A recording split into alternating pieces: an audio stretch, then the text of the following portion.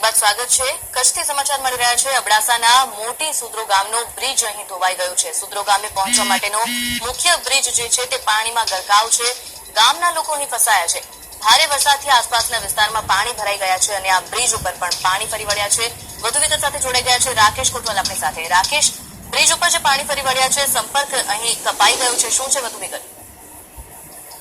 આપણે જણાવ્યું કચ્છમાં હાલ અન્ય તાલુકાઓમાં વરસાદનો વિરામ છે, જ્યારે અબડાસા તાલુકામાં ગઈકાલ રાતથી પણ સતત ધોધમાર વરસાદ વરસી રહ્યો છે। 13 થી 14 ઇંચ જેટલો વરસાદ વરસી જવાના કારણે અત્યારે અબડાસામાં અનેક ગામોમાં પાણી ભરાયા છે। ખાસ કરીને વાત કરું તો સુડેદ્રા ગામનો જે બ્રિજ છે તે ધોવાઈ જવાના કારણે અને તેની ઉપરથી પાણી વહેતું હોવાથી વાહન વ્યવહાર અવરોધાયો છે અને હાલ આવવા જવાનો રસ્તો બંધ છે।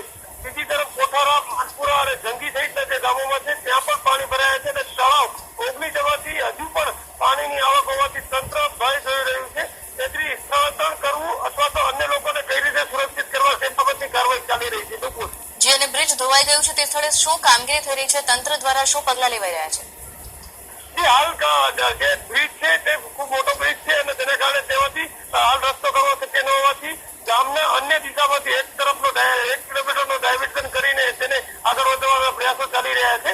હાલ પરિસ્થિતિ કાબુ હેઠળ છે, ખાલી પાણીનો જળ પ્રવાહ જે છે તે બધું તેજીથી ત્યાંથી નીકળી રહ્યો છે, તેથી વાહન વ્યવહારને અસર પહોંચી છે।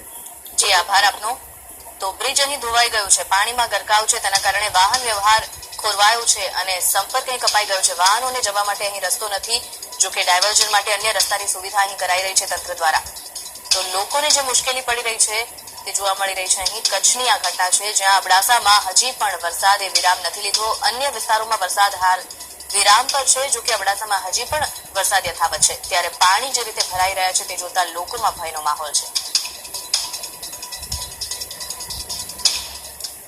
બુલેટિનમાં